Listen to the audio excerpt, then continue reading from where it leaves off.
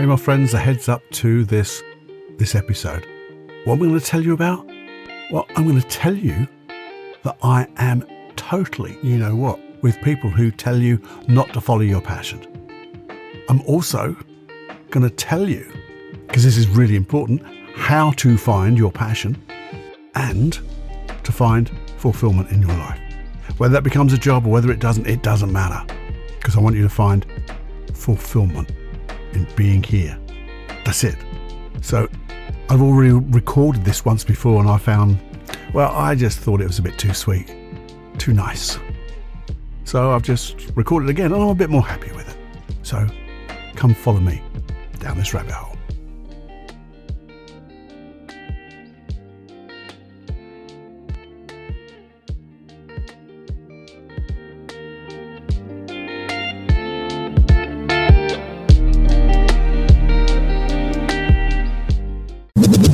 Warning. You are entering into the unplugged mind of Paul Clough. Too late. Personal Development Unplugged. Hey my friends, welcome to the PDU, Personal Development Unplugged. And, today I've called this thing sort of passion, purpose, but who cares? And the thing is, I do care. And I would love you to get a hell yes out of this. Because what I'm going to talk to you about is a way of, finding your passion. And finding, the ways, the hows. Because that's what people don't tell you, do they? They tell you all the stuff about how they've got it or how they haven't and how not to and how to do this. And I want to tell you about a few things. A few ways that you can start to experience, to explore, to find what your passion is, your purpose, and how it can affect your life. Or how a life can affect your purpose, your passion. You see, I've been reading about this thing called ikigai. It's Japanese.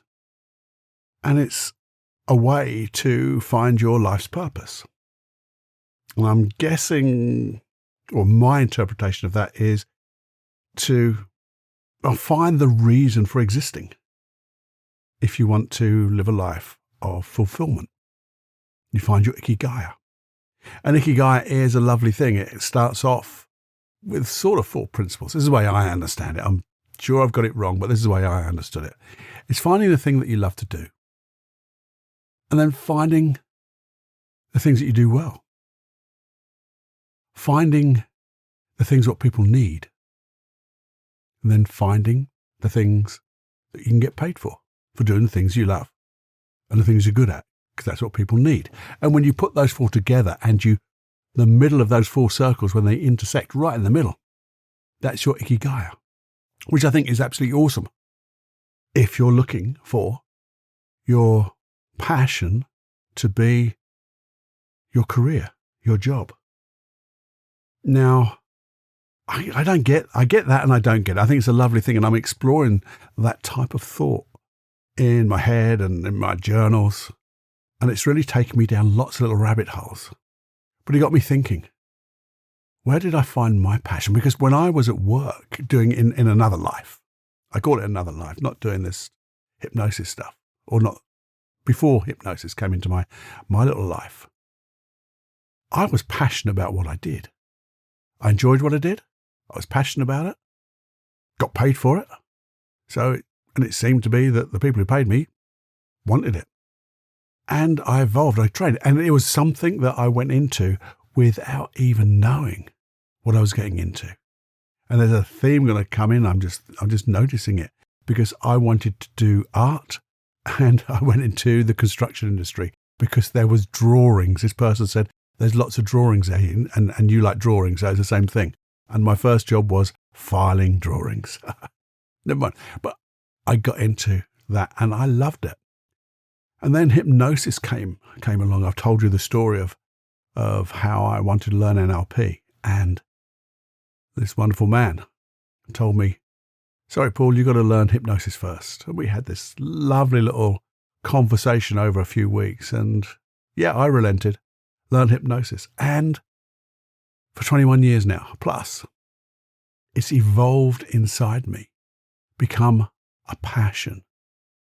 And yeah, I've actually changed. At one time, this is what I did just for a living, doing hypnosis, hypnotherapy, training people. I do different things now. And it's like it's evolution. And again, see, I stumbled upon hypnosis and found a passion. And in that passion, yeah, people were prepared to pay for it. People obviously wanted it. But that wasn't the reason why I was doing it, but it helped. I would have done it anyway.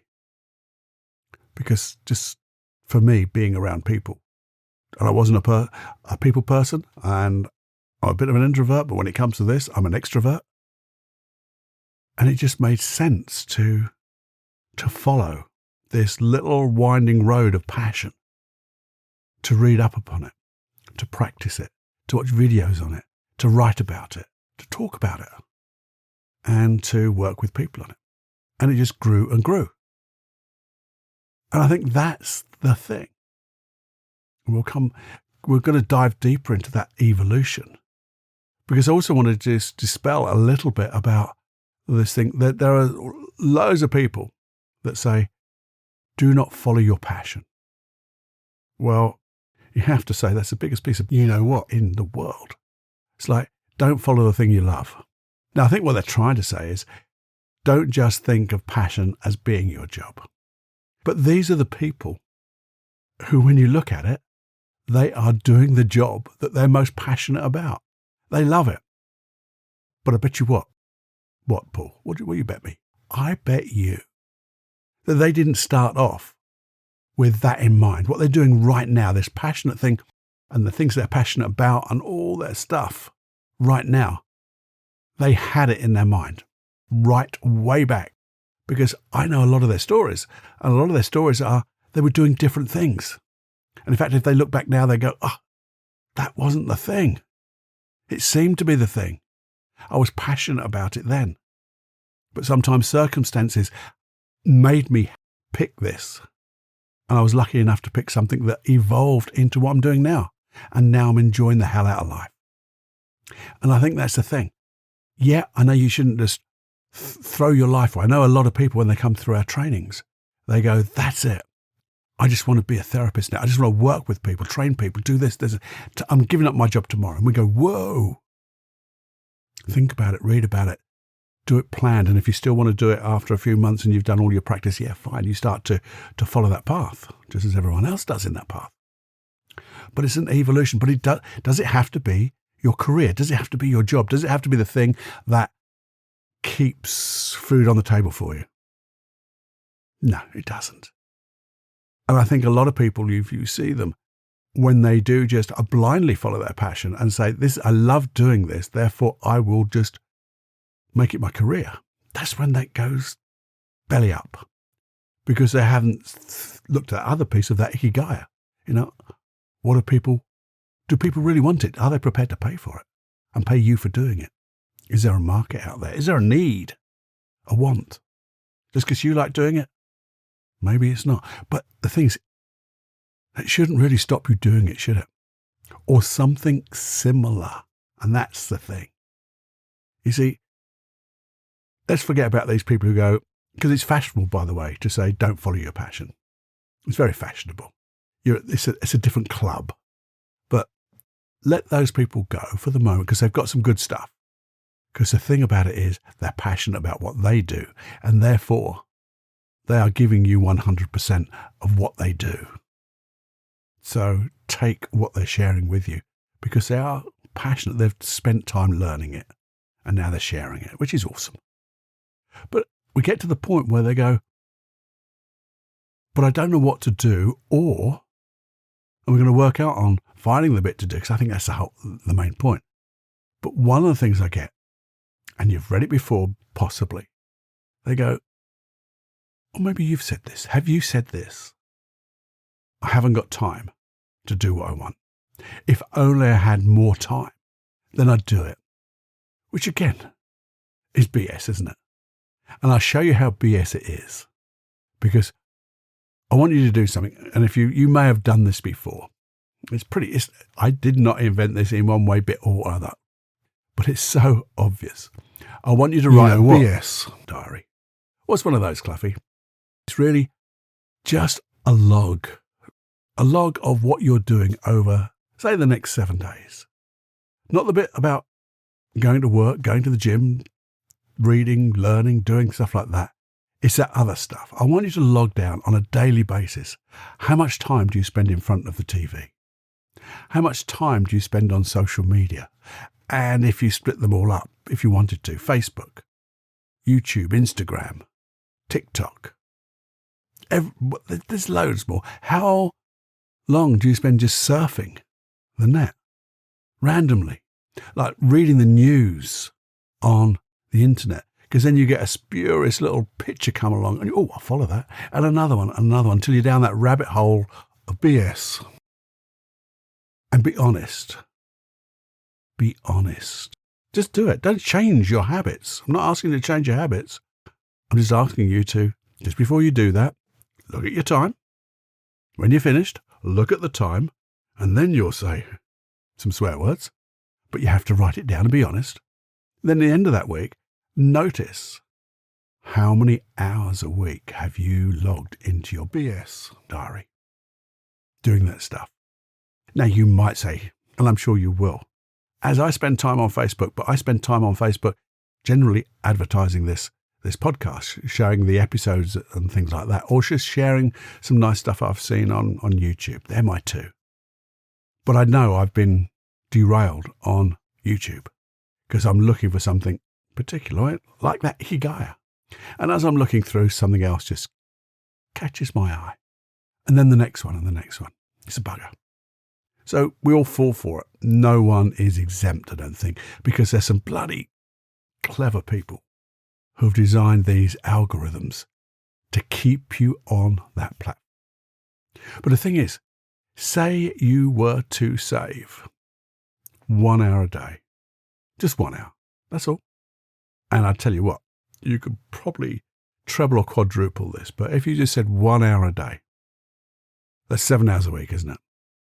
That's 365 hours a year. That's crazy, isn't it? How many weeks is that? How many weeks is that spent that you could do something else? It's amazing. 1 hour a day.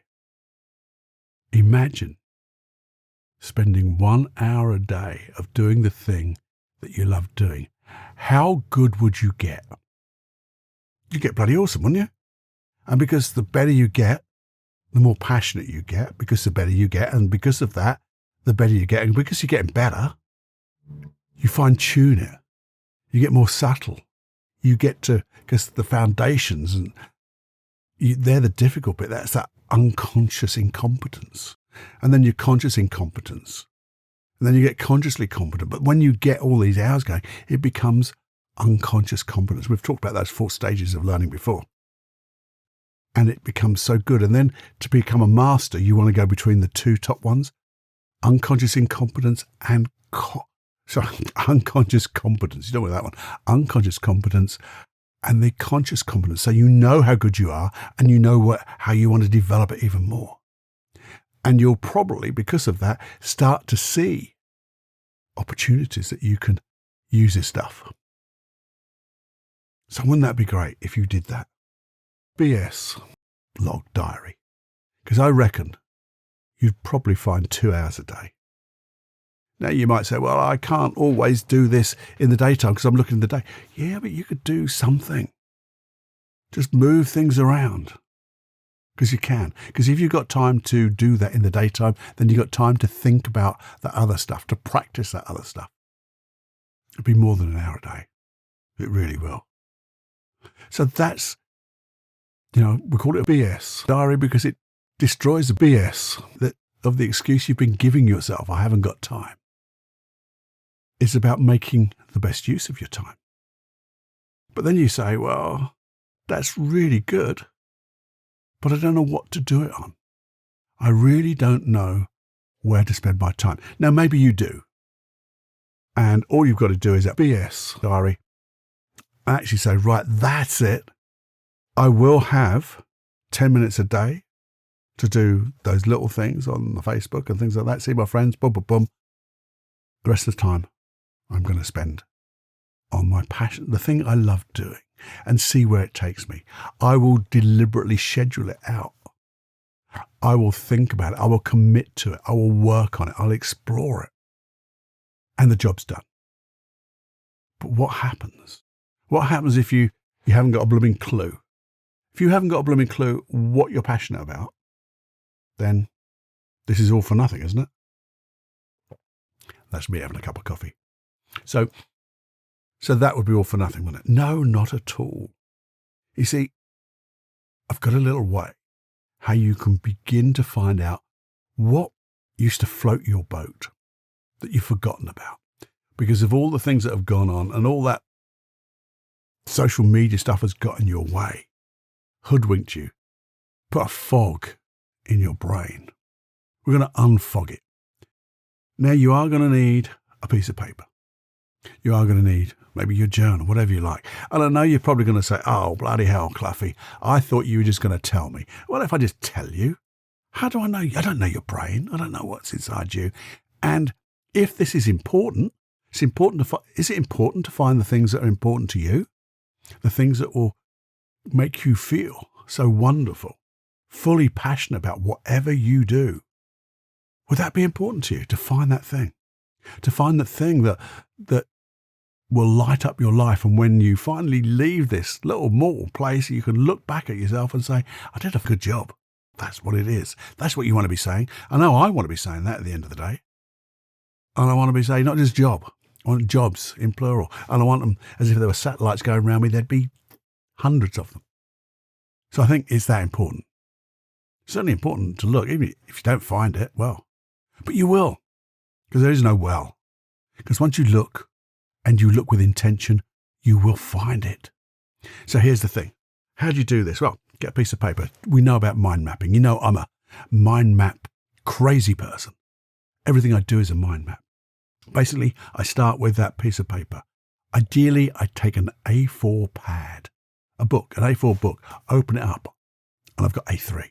And in the middle, I write my subject title, and then my lines will go from there and the subsequent lines and things like that. Sometimes I'll leave a line that has nothing written on it to get my unconscious mind to think, fill it up, and come with some answers. It's a little tip for you there. Leave some openings for your unconscious mind to work on while it's working on this with you.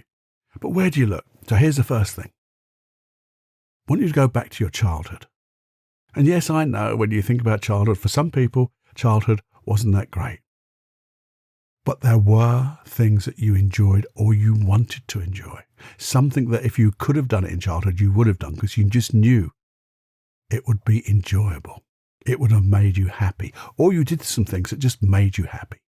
So you write in the centre, things that I really enjoyed or was passionate about in my childhood.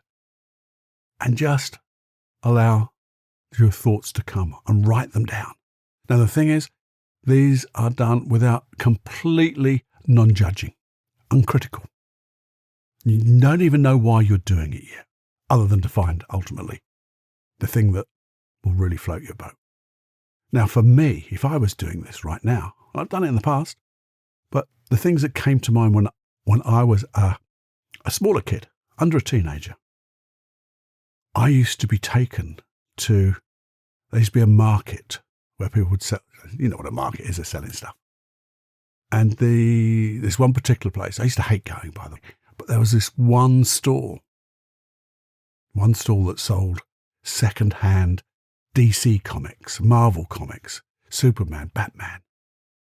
And it just attracted me like a light and a moth. Poof.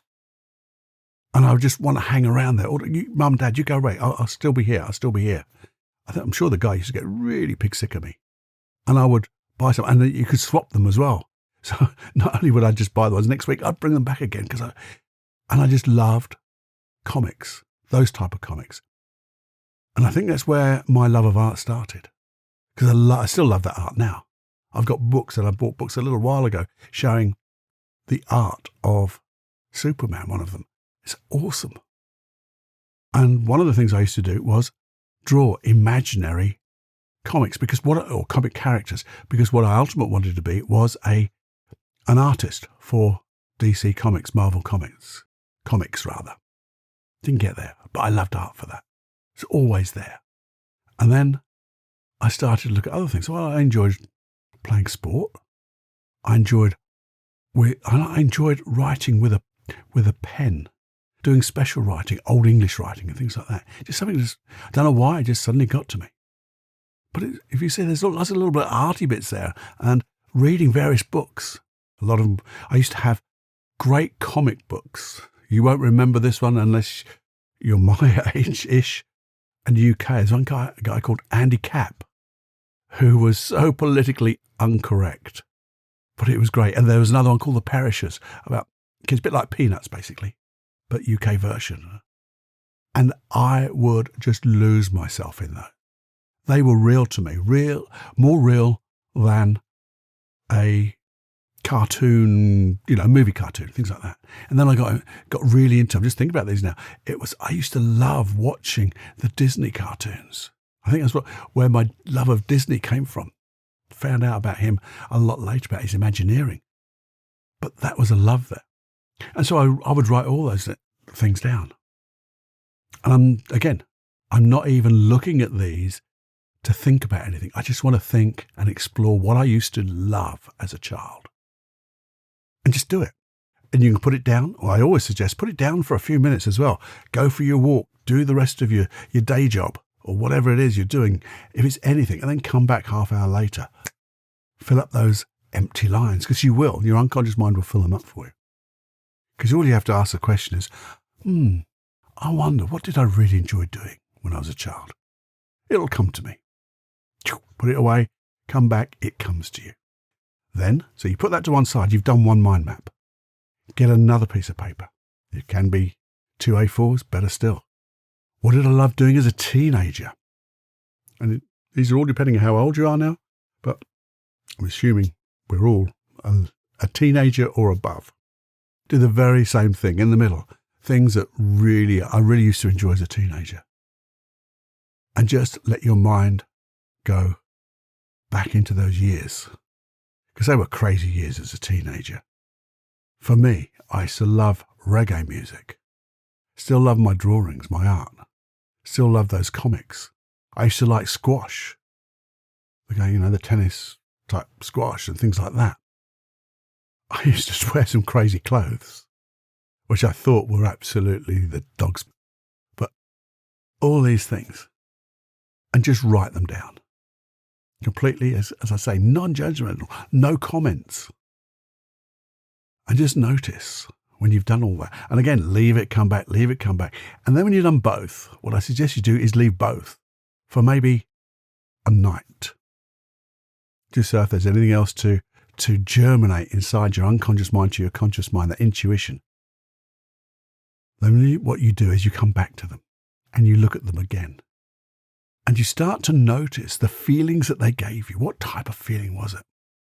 And as you do that, you're asking yourself the question, what are the type of things that I could do now that would give me that same type of feelings, I say it again, give me that same type of feeling in that sort of genre, something similar.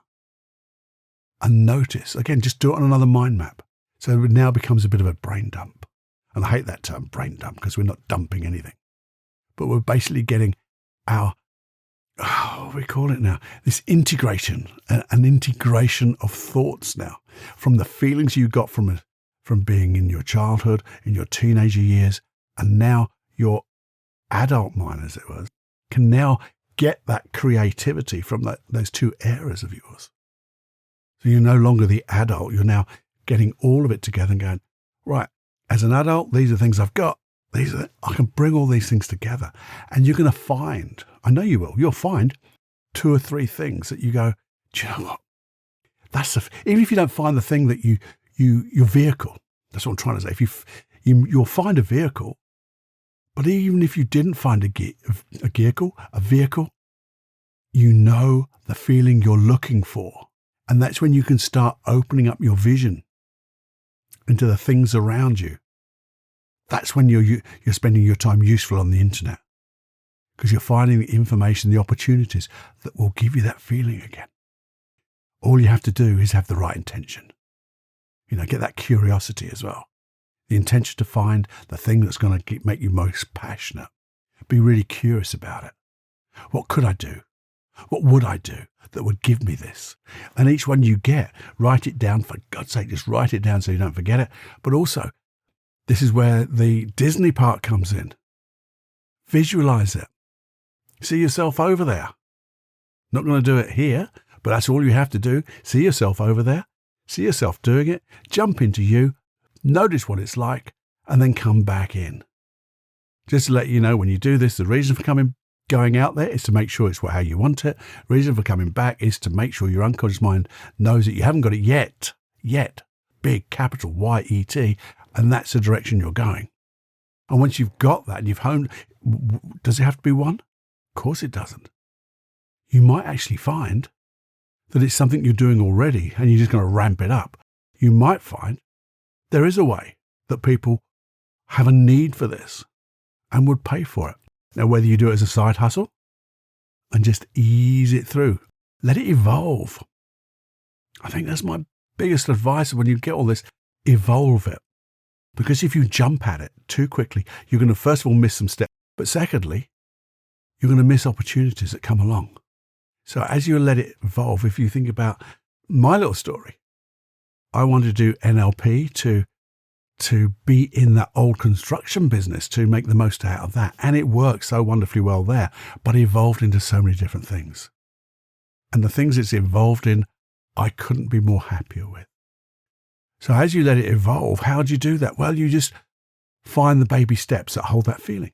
But the thing is, you might think this is absolutely awesome, Paul. I hope you feel it's absolutely awesome. Or you might just think, it's okay. Either way. But even if it's okay, it's got to be worth doing, isn't it? Because just listening to me and going, yeah, now I know how to do it. Well, you might know how, but if you don't do it, if you don't just spend, you spend all that hours on social media, if you don't spend that 1 hour doing this, even if it took you an hour, the opportunity, the return on that investment is massive. So you can't not, can you? And that's when you start to schedule it. Because what I was trying to say there is, if all you're going to do is the intellectual bit, then to be honest, you've just wasted the last half hour. Because knowing it without doing it is, to me, just a waste of time. And I want you to be able to use this. But that's up to you. You've got to take responsibility and do this, but the benefit of doing this is immense. So you start to schedule, you start to look at the baby steps, you allow it to evolve. You might actually find there's so many different opportunities around for you. There's groups, there's people to talk to, there's people to model, there's people, and that feeling just grows and grows. Could be that you make a business for yourself. Wouldn't that be awesome? Doing the thing you love, doing the things that you're passionate about, but hey, you get paid for it. Or it could be that you find something that creates a service for others. Maybe they're not going to pay for it, but everything doesn't have to be paid for, does it? How much do you pay for this? Nothing. Hopefully you get something out of it.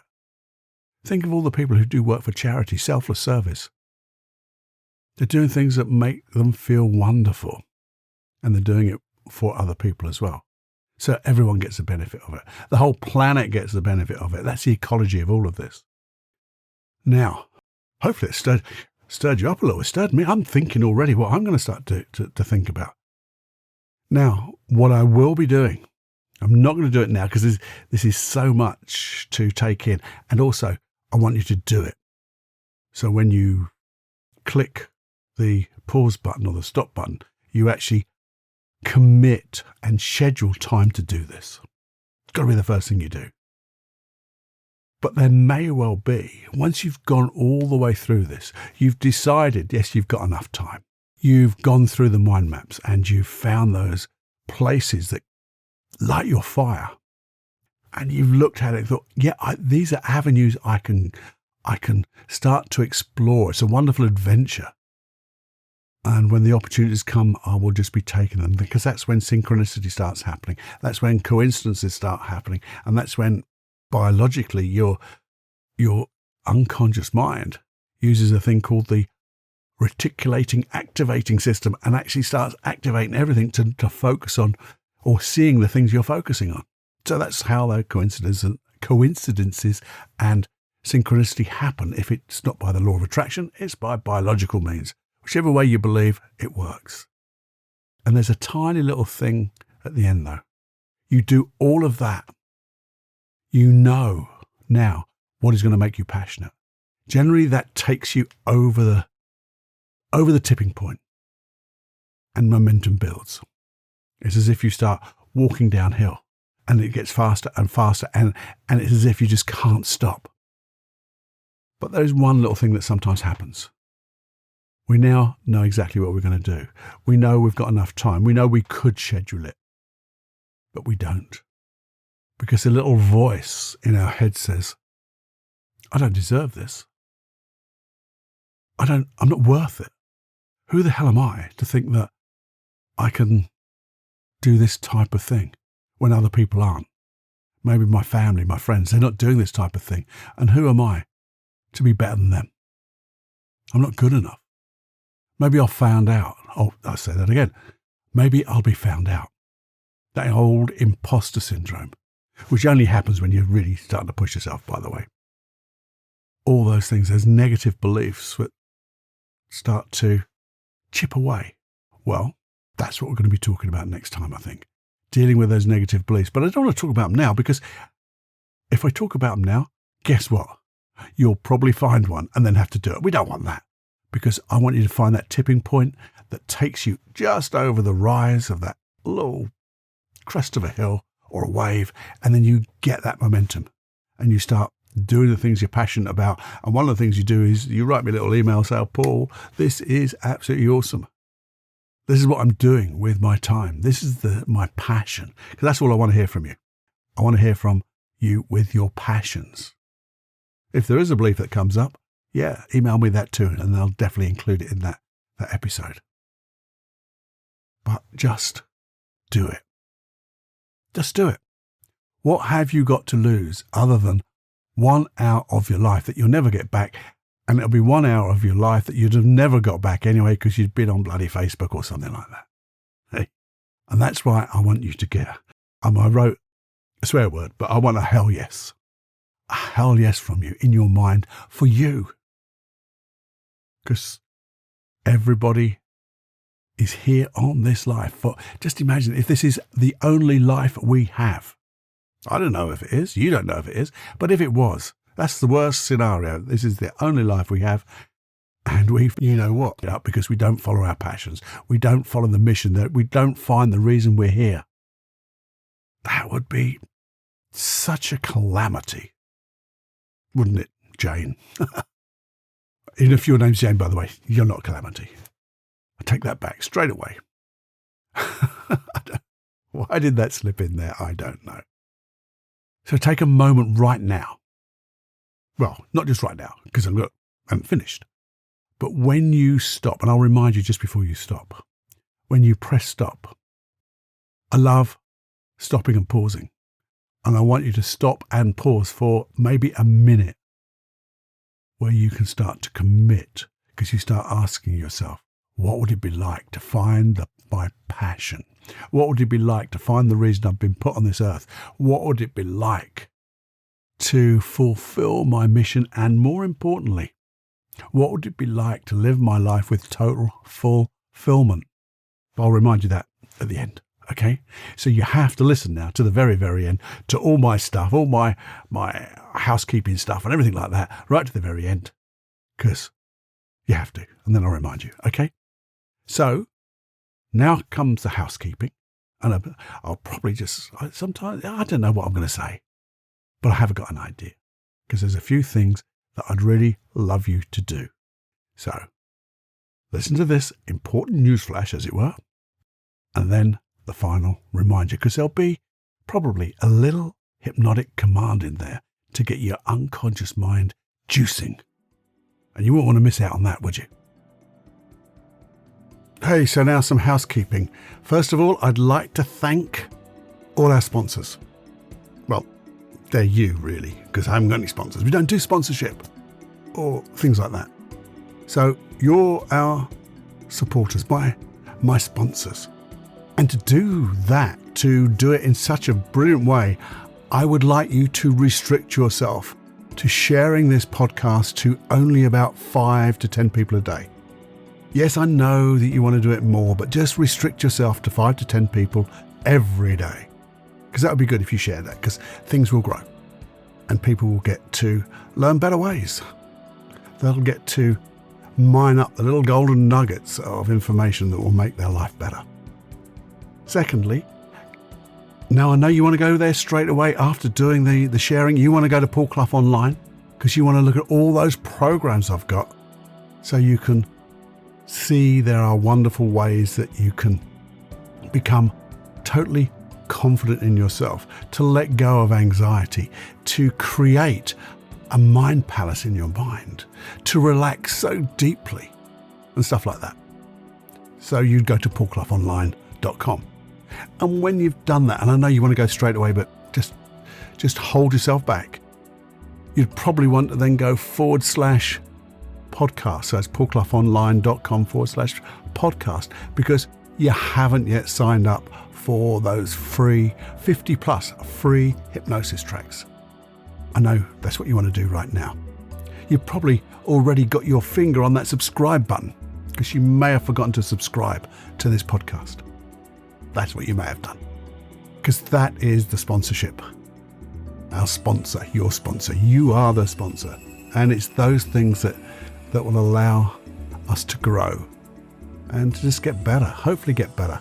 Any feedback about anything you like about this show, about the episodes, about the golden nuggets, about what you got, what you didn't get, what you'd like to get, just email me, feedback@personaldevelopmentunplugged.com.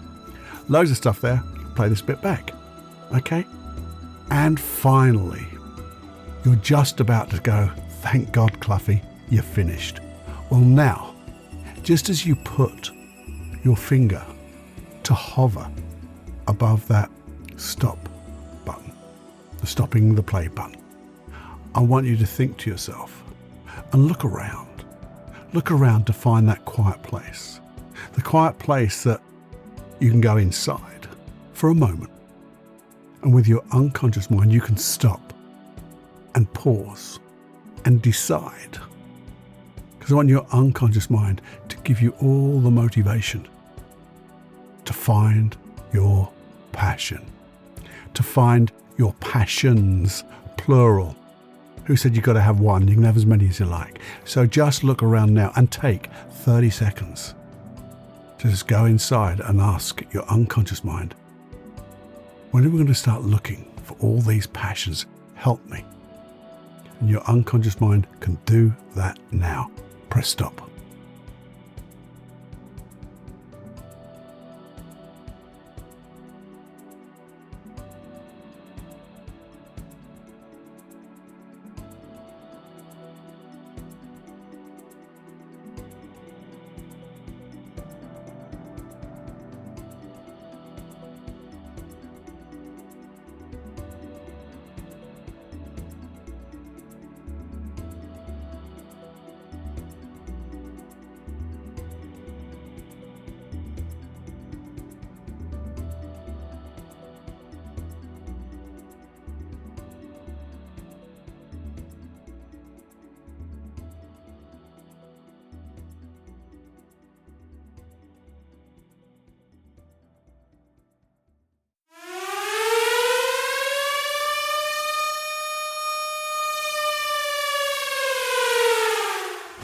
Warning, you are now leaving the unplugged mind of Paul Clough. It's time to fly on your own. Be brave, my friend. Personal Development Unplugged.